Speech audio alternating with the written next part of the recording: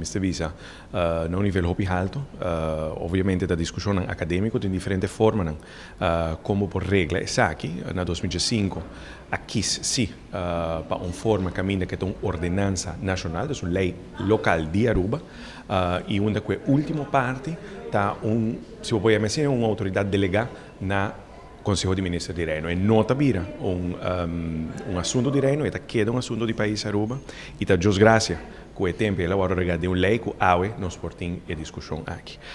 Basicamente, o governo entrega a mesma lei que toda existia, solamente extendendo o término de Colégio de Supervisão Financeira, fração de oposição, fração que sostém o governo está de opinião que é uma lei inconstitucional, e essa aqui nós não está de acordo que seja, mas tampouco o governo. Então, não entrega a mesma lei.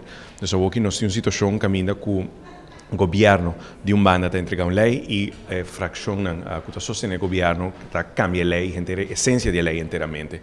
Então, está queda agora aqui dentro de dois tandas com o governo também com a situação aqui, para sobre o governo a comprometer-se mês com o cumprir o protocolo e um dos protocolos é que a lei de supervisão financeira lo ordem cambiar de solamente a norma para nos dilante. Pero aqui o cambio não está mais amplo com o que o governo apresenta inicialmente.